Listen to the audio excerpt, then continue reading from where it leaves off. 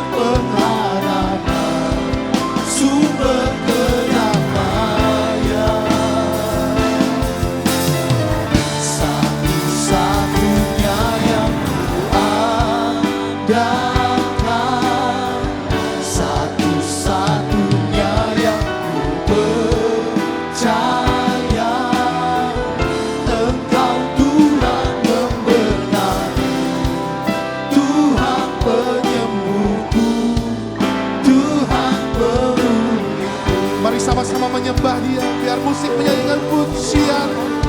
Terima kasih, terima kasih ya. Sembah hanya bagimu, kami hanya mengandalkan Engkau dalam hidup kami.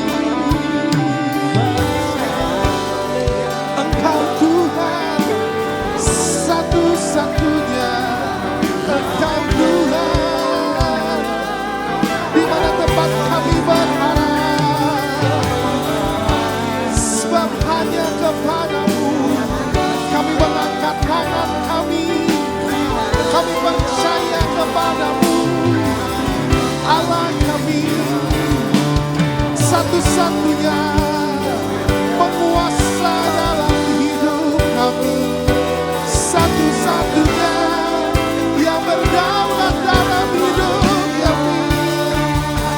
Karena itu Tuhan, malam hari ini kami menyerahkan hidup kami dalam tangan Tuhan. Malam hari ini kami menyerahkan hidup kami bagimu. Engkau yang berdaulat, Engkau yang berdaulat atas hidup kami Tuhan. Terima kasih Yesus, terima kasih.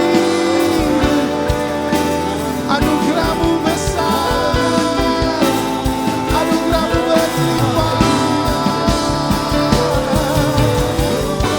Tak sekalipun Kau tinggalkanku, tak sekalipun Kau kecewakanku, tak sekalipun Kau lepaskan kami, bahkan Kau tak biarkan kami sampai tergeletak Tuhan. Kau yang mengangkat kami, membuat kami tetap teguh berdiri di hadapan Engkau. Terima kasih Tuhan, terima kasih Yesus. Haleluya.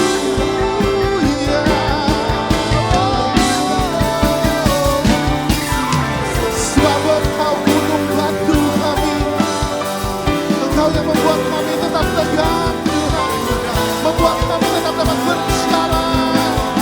Terima kasih Tuhan, Kau memegang kami dengan kasih-Mu, Engkau memegang kami dengan tangan-Mu,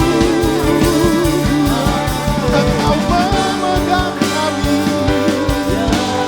dengan kebaikan-Mu, Engkau memegang kami dengan kasih-Mu, Yesus.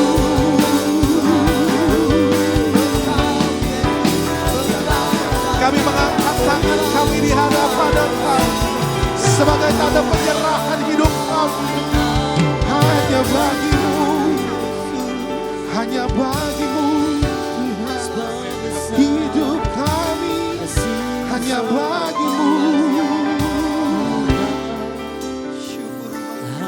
Kau satu-satunya yang kami andalkan, Kau satu-satunya yang kami harapkan, Kau satu-satunya tempat kami bersandar, Kau satu-satunya Tuhan dalam hidup kami, Kau satu-satunya tempat kami berharap, Kau satu-satunya tempat kami bersandar, Kau satu-satunya yang kami andalkan.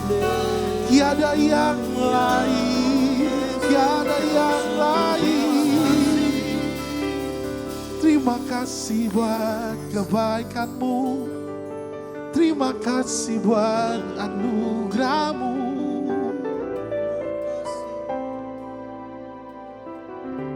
Satu-satunya yang ku andalkan,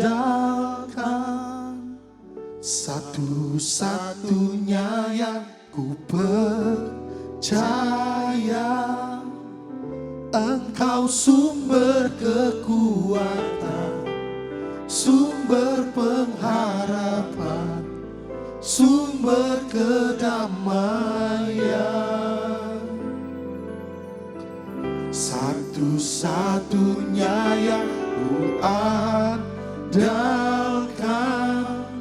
satu-satunya yang ku percaya. Engkau Tuhan memberkati, Tuhan penyembuhku, Tuhan pemulihku. Satu-satunya yang ku andalkan,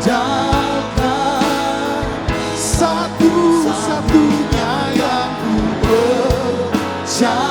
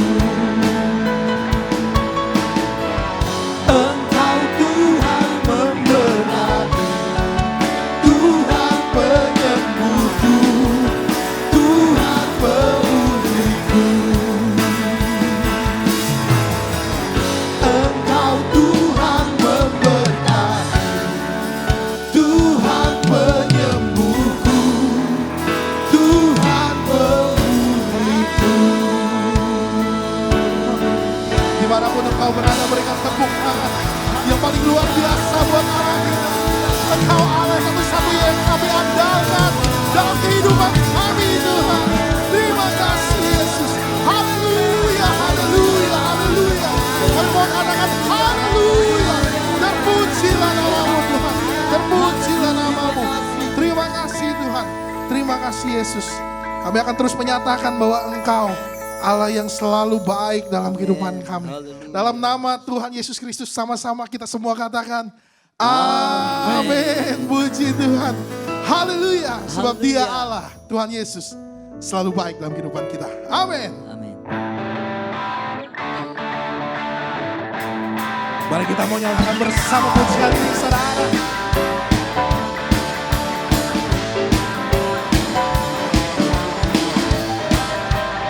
Sebab kasih-Nya tidak pernah berkesudahan dalam hidup kita. Tiada berkesudahan, kasih setia-Mu Tuhan, selalu baru rahmat-Mu bagiku. Hari berganti hari, tetap ku lihat kasih-Mu, tak pernah berakhir di hidupku. Angkat jempolmu, Tuhan Yesus baik, sungguh amat baik, untuk selama-lamanya. Tuhan Yesus baik, Tuhan Yesus baik, sungguh amat baik, untuk selama-lamanya. Tuhan Yesus baik. Mari nyatakan dengan imanmu hari ini. Tiada berkesudahan, kasih setia-Mu Tuhan, selalu baru rahmat-Mu bagiku. Hari berganti hari, tetap ku lihat kasih-Mu, tak pernah berakhir di hidupku.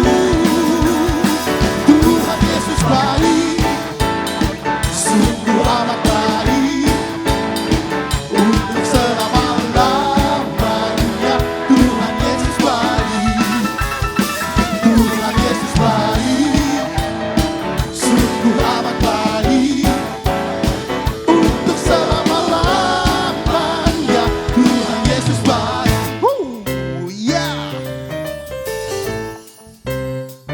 Kita mau nyatakan bersama bahwa Yesus sungguh baik buat saya dan buat saudara. Sama-sama nyatakan. Yesus baik bagiku, Yesus baik bagiku, dulu sekarang dan selamanya. Yesus baik. Yes, Yesus baik bagiku, Yesus baik bagiku, dulu sekarang dan selamanya. Sekali lagi saudara ya, bersama dengan imanmu. Yesus baik bagiku, Yesus baik bagiku, dulu sekarang dan selamanya. Ya sungguh baik. Yesus baik bagiku, Yesus baik bagiku, dulu sekarang dan selamanya. Ya sungguh baik. Tuhan Yesus baik, sungguh baik. Yes, untuk selama-lamanya. Tuhan Yesus baik, Tuhan Yesus baik, sungguh amat baik. Untuk selama-lamanya. Tuhan Yesus baik, untuk selamanya, untuk selama-lamanya, sampai selama-lamanya, untuk selama-lamanya. Tuhan Yesus baik. Haleluya, haleluya. Haleluya, dimanapun saudara berada, coba sekali lagi angkat jempolnya di hadapan layar. Kita mau nyatakan secara profetik bahwa Tuhan Yesus Allah yang baik untuk kehidupan kita. Amin. Amin. Haleluya, Dia akan selalu baik, selalu dalam kehidupanmu. Karena Dia Allah yang setia, Allah yang tidak pernah meninggalkan kita. Puji Tuhan, kita akan menyambut firman Tuhan. Persiapkan hatimu karena engkau akan menerima yang terbaik hari ini daripada Tuhan. Buka hatimu lebar-lebarnya, karena Tuhan akan menjamah engkau. Puji Tuhan, haleluya.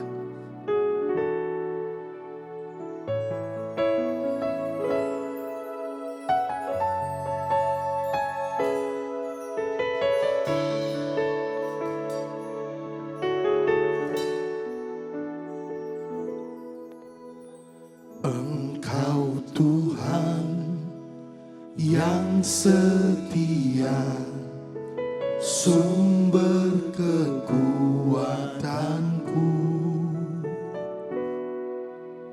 Engkau Yesus, juru selamatku, harapanku, jawabanku.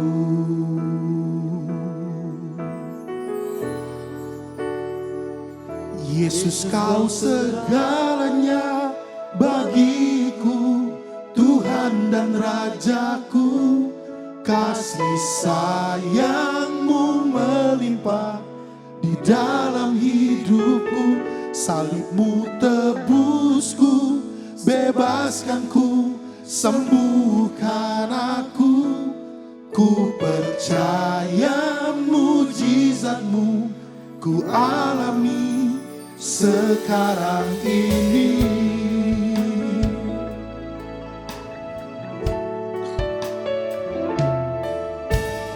Engkau Tuhan yang setia, sumber kekuatanku.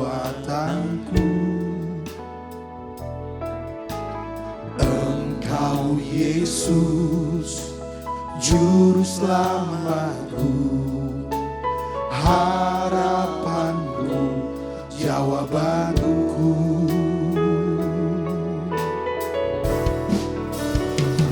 Yesus, kau segalanya bagiku, Tuhan dan Rajaku. Kasih sayangmu melimpah di dalam hidupku. Salibmu tebusku, bebaskanku, sembuhkan aku. Ku percaya mujizatmu ku alami sekarang ini. Yesus, kau segalanya bagiku,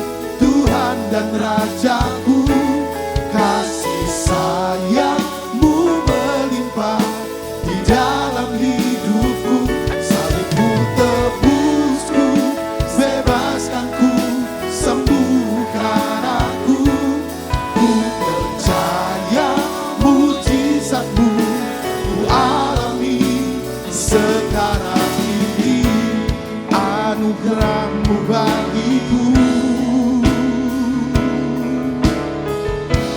Tak sekalipun Kau tinggalkanku, besar kasih setia-Mu. Ku percaya padamu.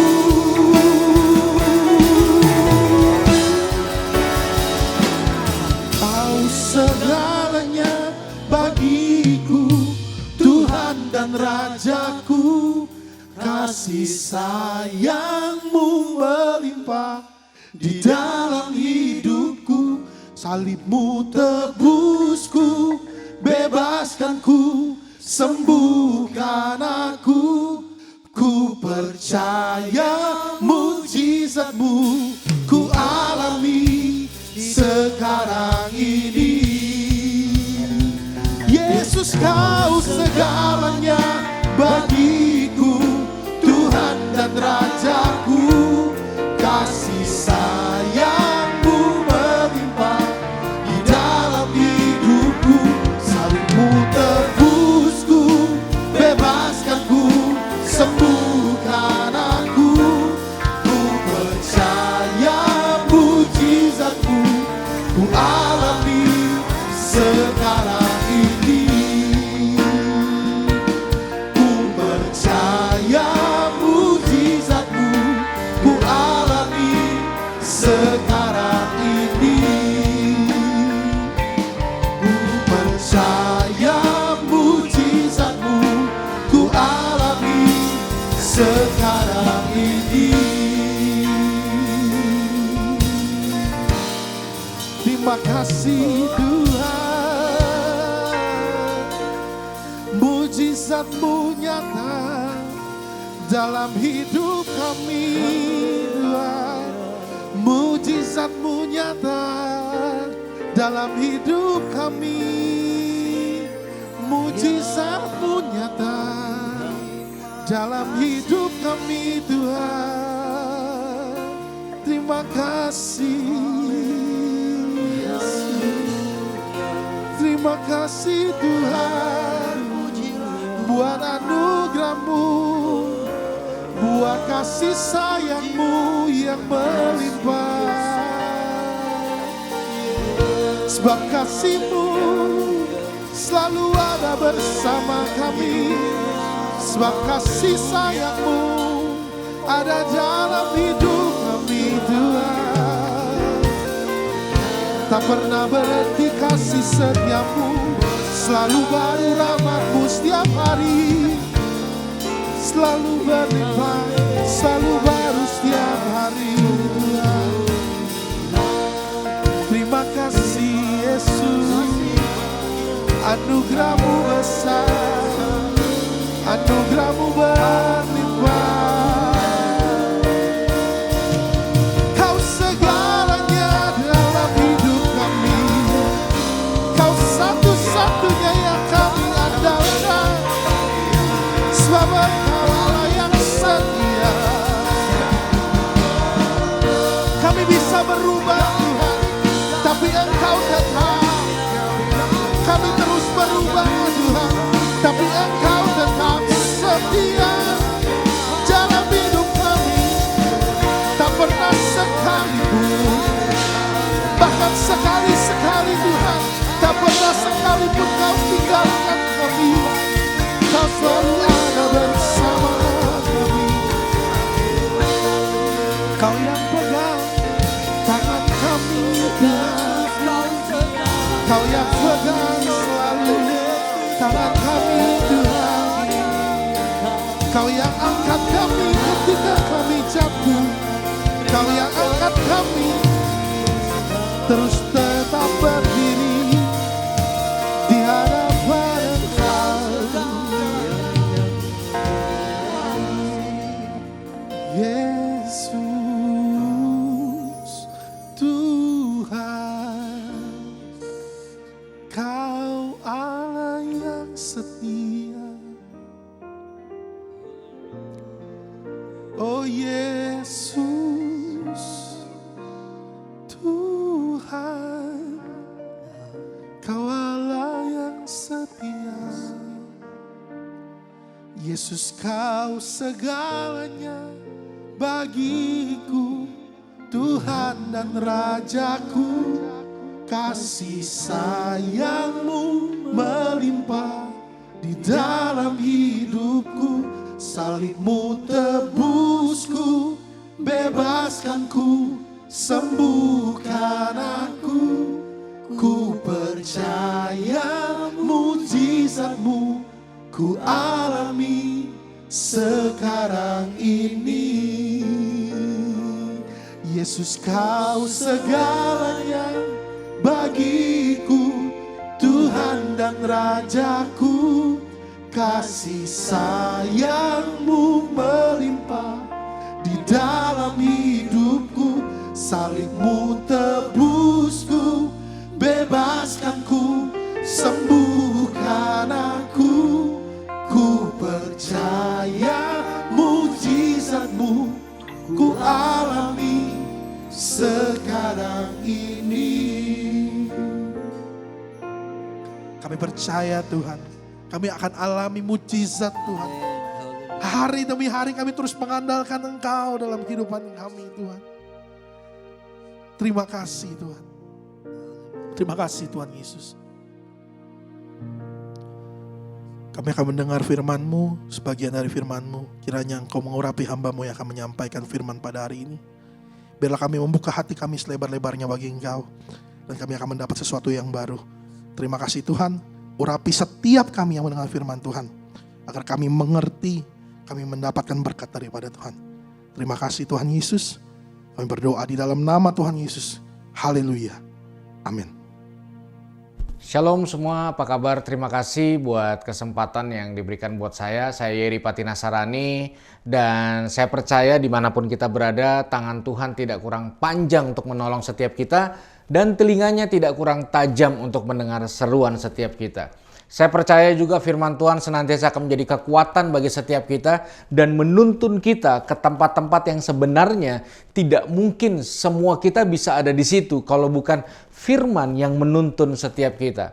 Itu sebabnya buka hati kita dan percayalah bahwa firman akan membawa kita dalam satu dimensi pengenalan akan Tuhan yang sebenarnya sangat kita butuhkan hari-hari ini di dalam kehidupan kita. Dan mari kita siapkan hati kita. Nah, hari ini saya ingin share tentang sesuatu yang saya belajar beberapa waktu yang lalu. Jadi saudara, saya dalam pelayanan kurang lebih 15 tahun terakhir ini banyak sekali menangani anak-anak yang berhubungan dengan masalah narkotika, psikotropika, dan zat adiktif lainnya. Atau yang banyak orang kenal narkoba. Jadi saya mendampingi, saya memberikan edukasi kepada masyarakat dan sebagainya. Tetapi persis beberapa bulan yang lalu ada satu momen di mana 4 orang yang benar-benar saya dampingin secara intensif. Jadi saya dampingin secara waktu, perhatian, tenaga, dan saya mengeluarkan satu effort yang cukup besar untuk orang-orang yang saya lagi dampingin ini. Dan berbarengan di satu bulan yang sama, mereka itu akhirnya ketangkap dan berurusan dengan pihak hukum dan kepolisian. Sebenarnya itu bukan pertama kali saya mengalami hal seperti itu, tapi di dalam rentetan kejadian itu ada juga justifikasi dari beberapa orang yang akhirnya mencap saya ini mengalami kegagalan dalam pelayanan. Dan akhirnya membuat saya merenung panjang dan akhirnya saya mencoba untuk merenungkan dan memikirkan satu poin penting yang saya ingin share buat Bapak Ibu Saudara dalam kesempatan yang baik hari ini. Apa itu? Yaitu ruang gagal. Saya ingin share mengenai ruang gagal. Kita mungkin punya banyak ruang keberhasilan, ruang promosi, ruang sembuh, ruang terobosan, ruang promosi. Tapi sesungguhnya kita itu sangat membutuhkan Tuhan di satu ruang ini, ruang gagal. Banyak orang gagal ketika berurusan atau menghadapi situasi yang namanya kegagalan. Dan kegagalan kadang-kadang menjadi satu realita pasti dalam kehidupan seseorang, sehingga siap atau tidak, seseorang dalam kehidupannya suatu saat akan menghadapi ruang gagal ini. Nah, saya berdoa firman Tuhan akan memberikan kita pencerahan dan juga inspirasi di mana kita bersama Tuhan mampu mengatasi semua bagian-bagian gagal, baik yang kita alami maupun yang orang lain alami.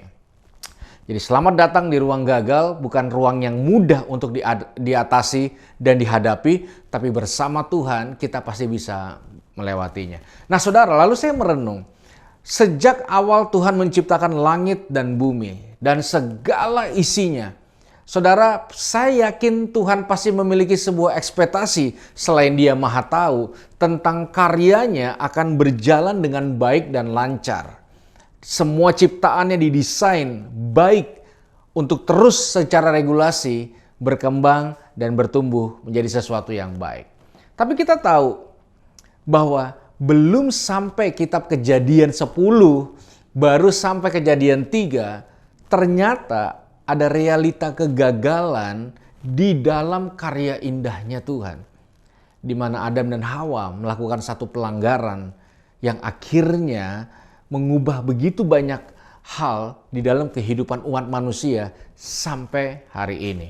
Saudara, ketika kegagalan terjadi dan konsekuensinya bukan cuma manusia pertama, tapi konsekuensi juga dialami Tuhan. Saya membayangkan betapa hati dan perasaan Tuhan itu mungkin terganggu dengan kegagalan yang dilakukan oleh manusia. Gini Bapak Ibu Saudara, kalau kita expert akan sesuatu, apapun itu, biasanya kalau sesuatu itu gagal, maka ada rasa terganggu yang muncul di dalam hati dan perasaan kita. Contoh, buat Bapak Ibu Saudara yang suka musik atau suka mendengarkan musik atau bisa bermain musik. Ketika ada seseorang nyanyinya false atau main musik asal-asalan, saudara akan sangat terganggu. Sedangkan orang yang nggak expert dalam musik, ya jelas dia tidak terganggu. Gitu.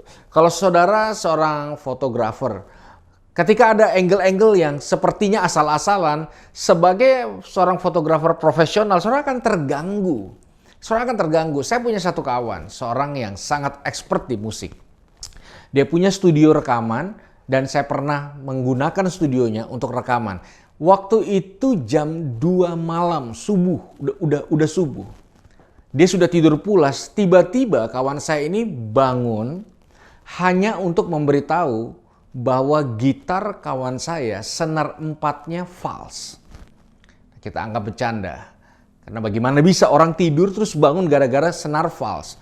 Lalu kita cek di tuner, ternyata benar false. Jadi kalau orang sangat expert, akan sangat terganggu biasanya ketika ada hal-hal yang berjalan tidak semestinya atau tidak seharusnya. Nah, saudara bayangkan, Tuhan itu sangat expert dengan manusia. Sangat expert. Dialah yang mendesain manusia. Saya membayangkan betapa sebenarnya terganggunya Tuhan terhadap kegagalan kita. Karena dia expert akan kita. Tapi kalau saudara lihat dari awal, Tuhan bukan Tuhan yang baperan akan kesalahan seseorang. Tuhan yang bukan bereaksi berlebihan terhadap sebuah kegagalan atau kesalahan. Waktu Adam dan Hawa jatuh dalam dosa, mereka main tak umpet dengan Tuhan. Mereka bersembunyi. Lalu Tuhan tuh mencari, bukan untuk menghakimi.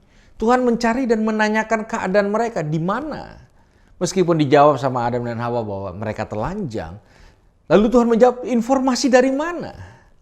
Dengar baik, kegagalan hanya bisa diatasi oleh perkataan Tuhan yang hidup di dalam kehidupan setiap kita.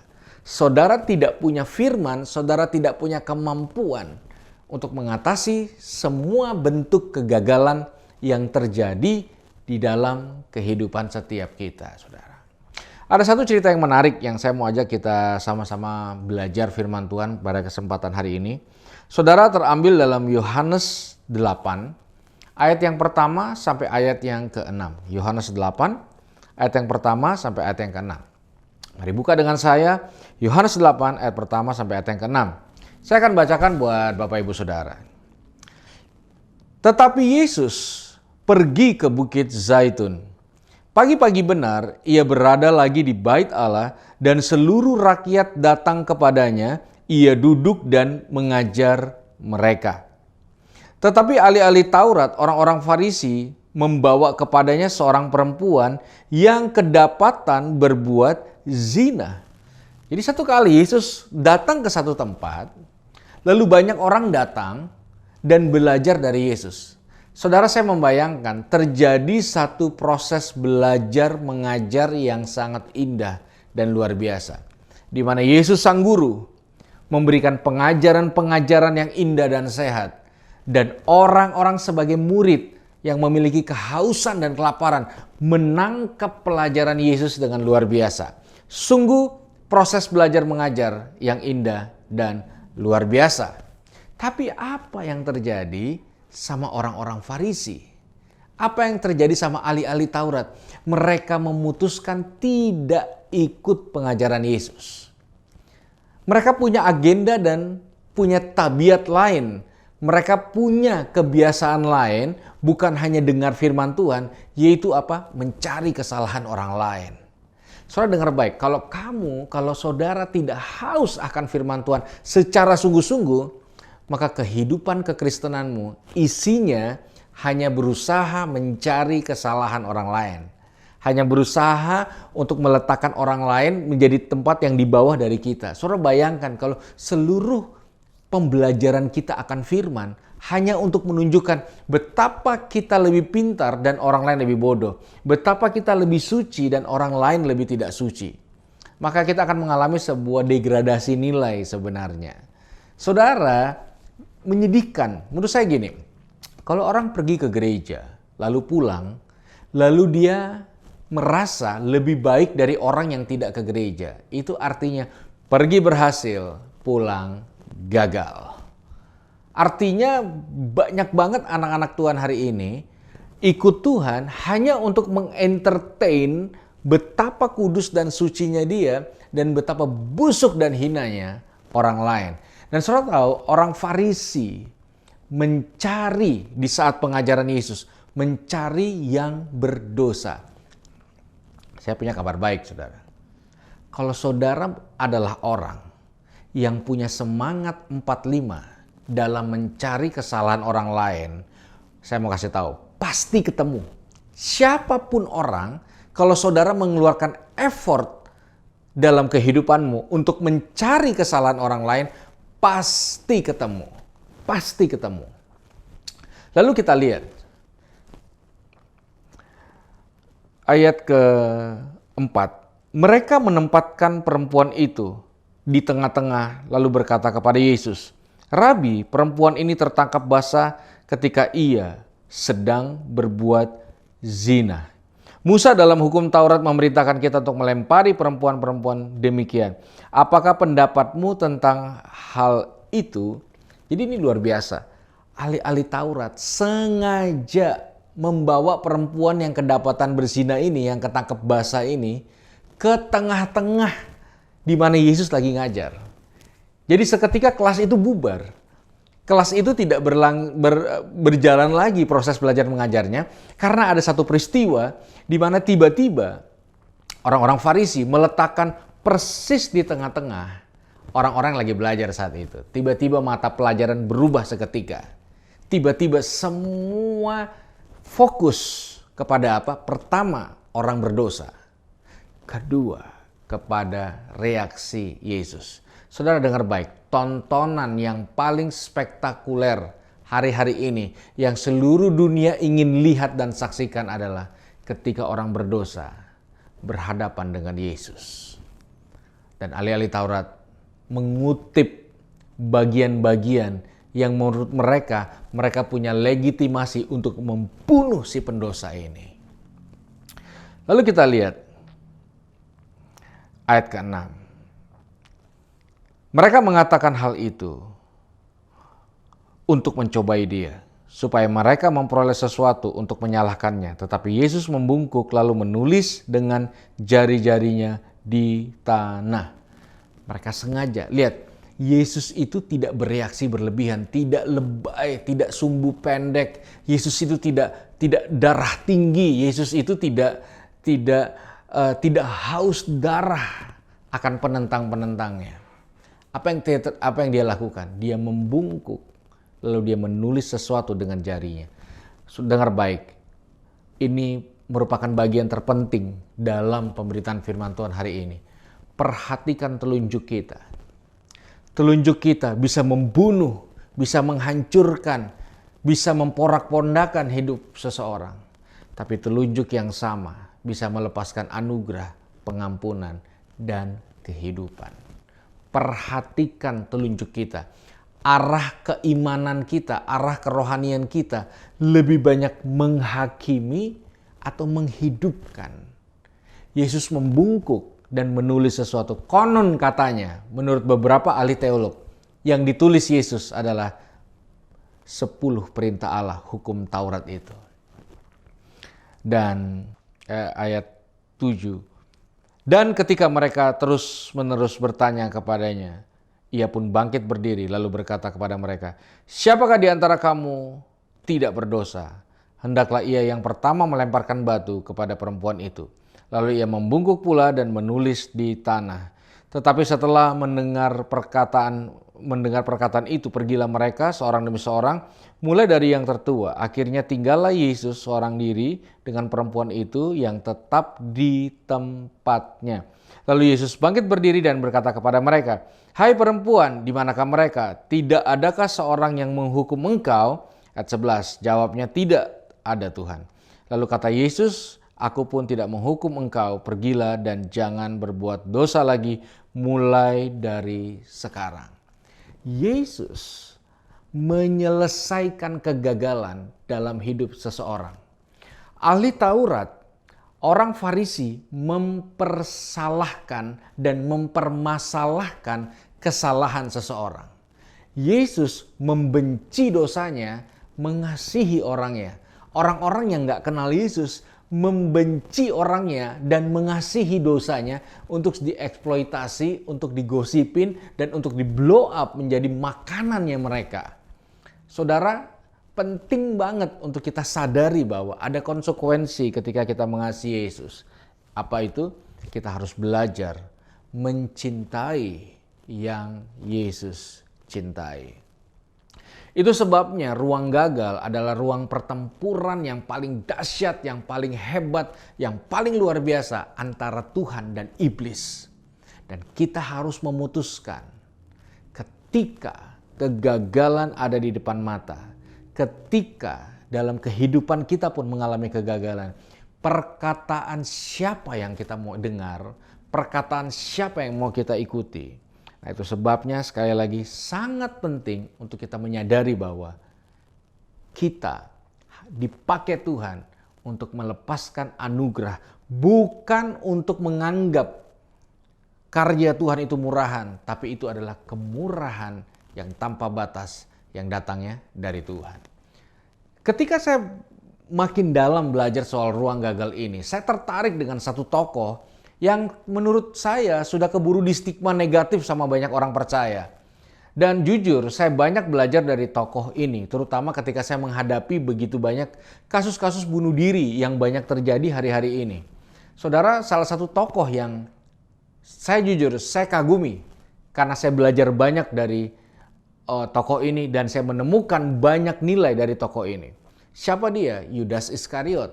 Saya mau tanya saudara, kalau saya sebut Yudas Iskariot, apa yang muncul dalam pemikiran kita? Banyak orang template, pengkhianat, orang yang dipercayakan keuangan, koruptor, orang yang mempermalukan Yesus, dan sebagainya. Jarang yang bisa melihat positif. Nah, sebelum saya ingin share tentang Yudas Iskariot, bolehkah kita letakkan dulu stigma negatif di dalam pemikiran kita sebentar? Lalu kita coba menilai dan kita coba menelaah bagian-bagian dari waktu-waktu terakhir Yudas Iskariot. Jadi ini waktu-waktu terakhirnya dia. Kita bisa lihat itu terambil dari Matius 27 ayat 3 sampai ayat yang kelima. Matius 27 ayat 3 sampai 5. Buka dengan saya, Matius 27 ayat ketiga sampai kelima. Mari kita belajar dari Yudas Iskariot, sang pengkhianat. Ayat 3.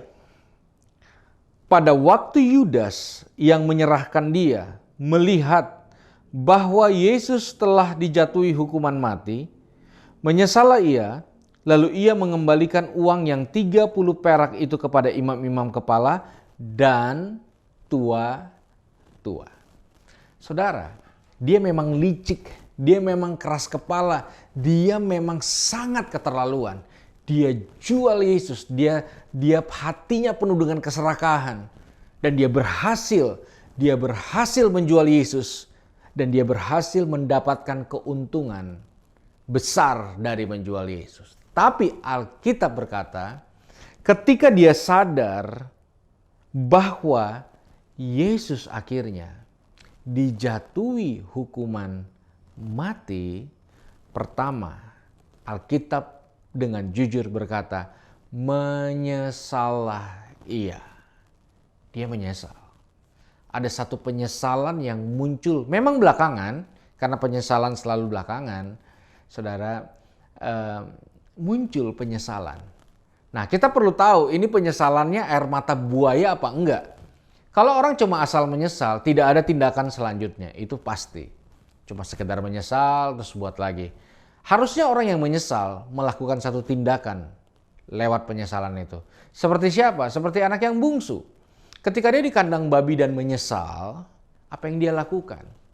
Dia memutuskan angkat kakinya dan berjalan ke rumah bapaknya. Itu bukan air mata buaya namanya. Penyesalan yang disertai dengan langkah penyesalan. Oke, kita lihat Yudas. Apakah Yudas setelah menyesal, dia mengambil satu langkah, dan Alkitab mencatat iya.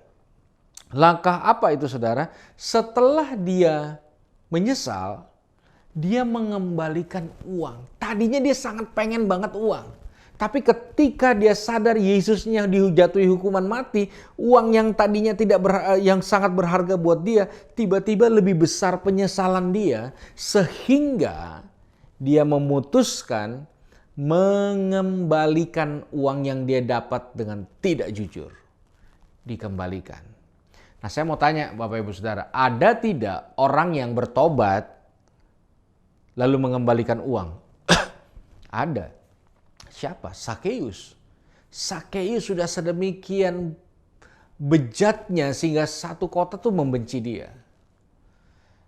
Tapi waktu dia ketemu Yesus dan dia menyesal, dia nggak cuma dia tidak cuma sekedar nyesal terus tetap bikin utang. Menyesal lalu menyakiti orang lain. Setelah dia menyesal, dia kembalikan uang. Bahkan dia tambahkan uang. Yudas, setelah dia menyesal, dia kembalikan uang. Lalu Yudas itu pergi ke orang yang tepat. Mereka yang mewakili Tuhan, imam-imam kepala. Jadi dia datang ke tempat yang tepat, ketemu dengan orang yang tepat, terus dia menyesal, terus dia kembalikan duit. Ada nggak langkah selanjutnya setelah dia melakukan dua hal itu? Ayat 4. Dan berkata, aku telah berdosa karena menyerahkan darah orang yang tak bersalah. Saudara, dia mengaku dosa. Dengar baik, kalau saudara lihat 1 Yohanes 1 ayat 9. Barang siapa yang mengaku dosa, maka Allah adalah setia dan adil.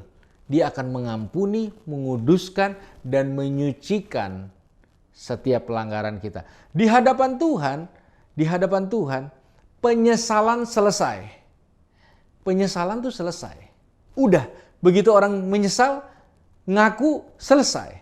Tidak ada tuntutan balik, maka dia akan memunculkan kesetiaannya dan cintanya. Saudara, Yudas Iskariot, orang yang kita percaya seorang pengkhianat, dia menyesal. Dia pergi ke tua-tua agama. Dia kembalikan uang. Dan yang terakhir, saya nggak nyangka dia lakukan ini. Dia mengaku dosa. Dia ngaku dengan mulutnya, aku telah bersalah atau aku telah berdosa karena menyerahkan darah orang yang tak bersalah. Nah, ini poin saya. Tetapi jawab mereka, apa urusan kami dengan itu? Itu urusanmu sendiri. Saudara, itu kalimat pembunuhan. Saudara harus tahu bahwa ketika kita kenal Tuhan, Ketika kita mewakili Tuhan, kita tidak bisa berkata pada orang ketika orang melakukan kesalahan, ketika orang melakukan dosa, itu apa urusannya dengan kami? Itu urusanmu sendiri. Saudara tahu, ya Alkitab mencatat, maka ia pun melemparkan uang perak itu ke dalam bait suci, lalu pergi dari situ dan menggantung diri. Saudara dengar baik, kenapa Yudas gantung diri? Karena Yudas berpikir seperti ini. Kalau hamba Tuhan nolak dia ketika dia gagal, maka kemungkinan besar Tuhan juga nolak. Saudara, ini adalah satu kengerian yang dahsyat. Banyak anak Tuhan mati secara rohani karena penolakan-penolakan yang terjadi ketika mereka gagal. Sadarkah kadang-kadang kita anak Tuhan yang percaya bahwa cintanya tanpa batas, tapi kita mencintai seseorang sejauh keberhasilannya. Begitu orang itu gagal, biasanya orang-orang rohani sekitarnya pun berhenti mengasihi dia. Saudara, di area mana kita sangat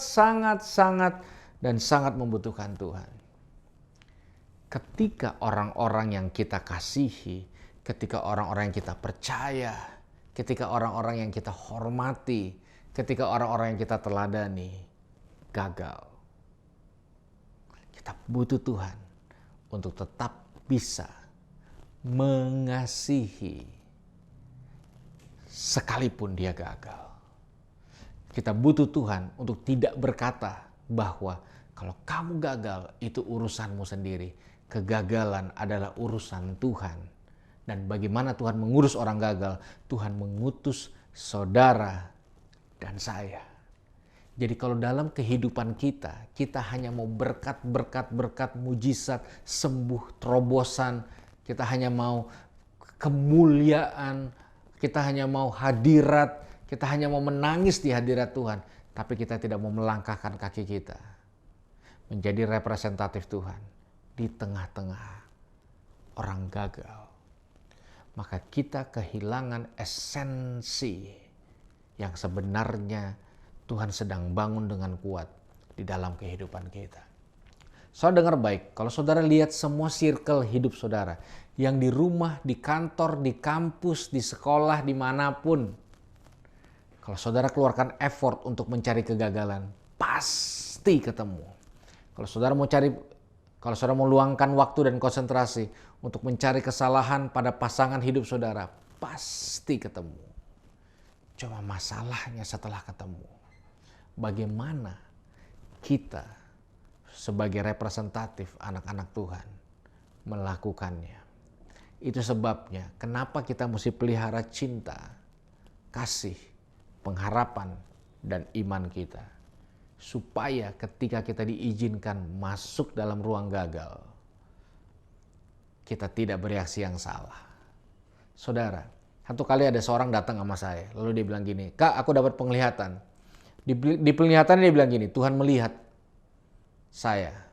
Lalu tiba-tiba Tuhan memalingkan wajahnya dan pergi meninggalkan saya. Bayangin kalau saya percaya bahwa Tuhan itu kayak gitu, maka mungkin saya bisa kayak Yudas mengakhiri hidup saya. Saudara, kenapa Musa tidak masuk tanah perjanjian? Padahal dia cuma membanting 2 loh batu itu, saudara. Apakah Tuhan baperan? Tidak. Ada masalah serius yang dilakukan Musa. Kalau Musa marah, maka umat akan berpikir Tuhan juga marah. Tapi kalau ternyata tidak, maka itu adalah sesuatu hal yang sangat serius yang harus dibereskan. Saudara bayangkan hari ini orang pede berkata kayak gini. Kalau saya nggak suka sama dia, pasti Tuhan juga nggak suka sama dia. Kalau saya bilang dia sesat, pasti Tuhan juga bilang dia sesat. Kalau saya suka sama dia, pasti Tuhan juga suka sama dia. Seakan-akan Tuhan selalu mengikuti semua sirkulasi emosi kita. Saudara dengar baik, dengar baik. Kita dibutuhkan di dunia ini. Bukan hanya tampil hebat, tampil excellent, tampil perfect.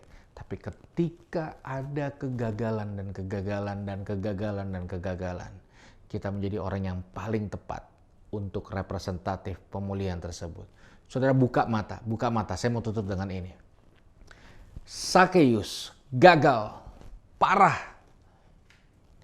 berjumpa dengan Yesus, masalahnya selesai. Petrus nyangkal Yesus 3 kali. 3 kali nyangkal Yesus. Dan ketika ketemu dengan Yesus, masalah selesai. Dia jadi rasul hebat.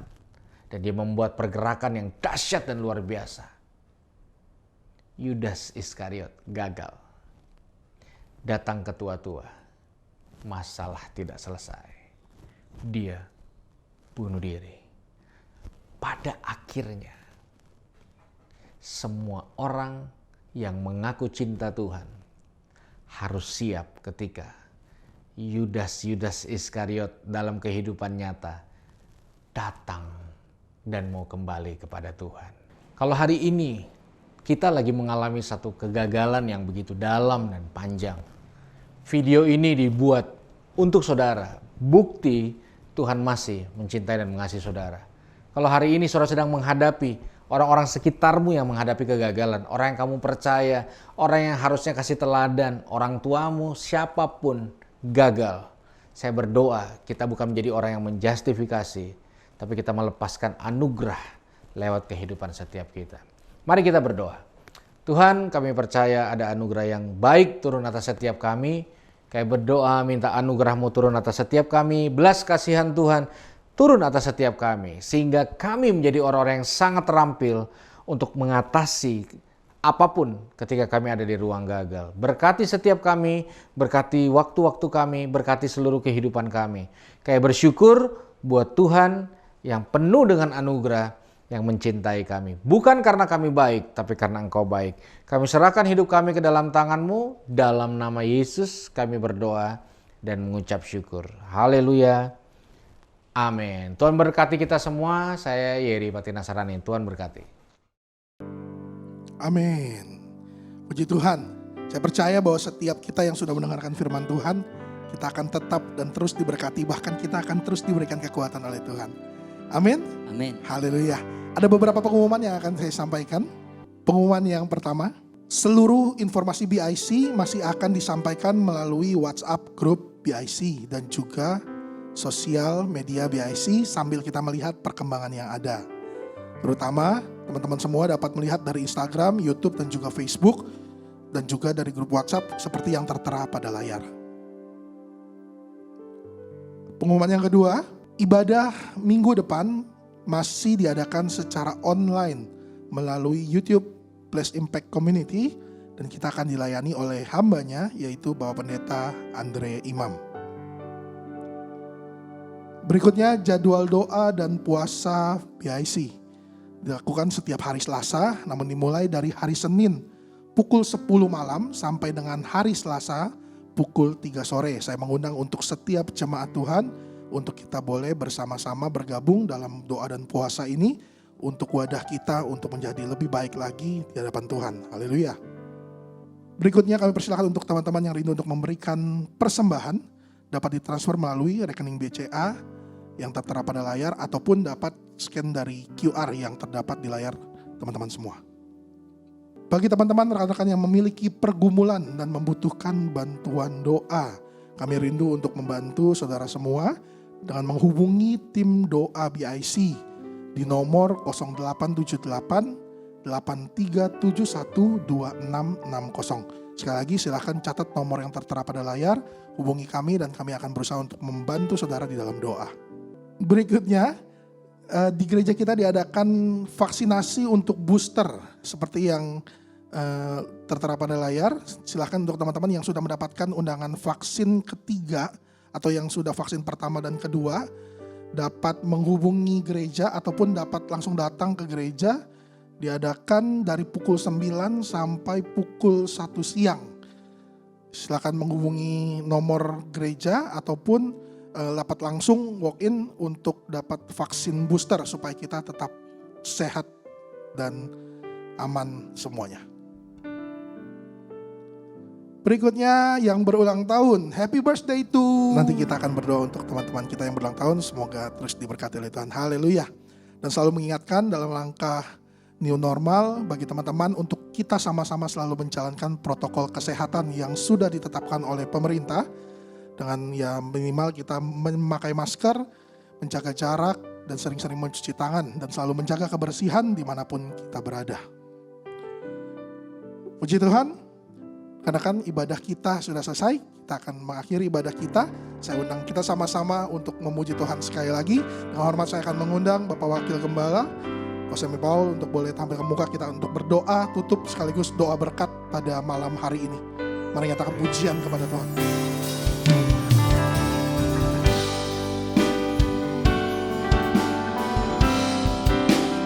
Ku sembah Engkau Yesus, hanya Engkau Allah di hidupku, tiada yang lain, hanya Engkau Tuhan selamanya.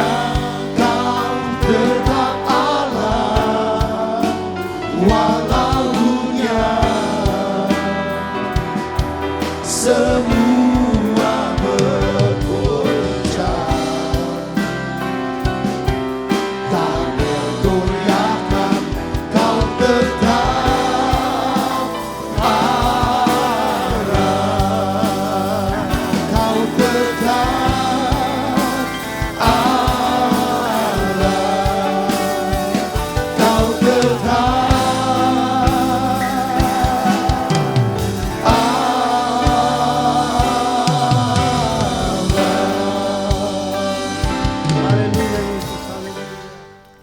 Bapa kami di surga, kami datang kepadamu mengucapkan syukur dan terima kasih atas kebaikan-Mu di mana Engkau telah memimpin kebaktian kami pada hari ini. Engkau telah memimpin kebaktian BAC. Terima kasih Bapa, Engkau juga yang telah memberkati kami semua. Engkau juga yang telah memberkati hamba-Mu yang telah menyampaikan firman-Mu. Biarlah firman-Mu ini dapat kami terapkan dalam kehidupan kami sehari-hari. Engkau memberkati keluarganya juga ya Bapak. Engkau memberkati pelayanannya di mana dia berada. Biarlah Engkau yang memberkati. Terpujilah nama-Mu Bapak. Engkau juga yang telah memberkati pimpinan BAC Bapak Beni Hira dalam pelayanannya, dalam keluarganya, dalam usahanya, dalam kesehatannya. Engkau yang memimpin dan memberkati.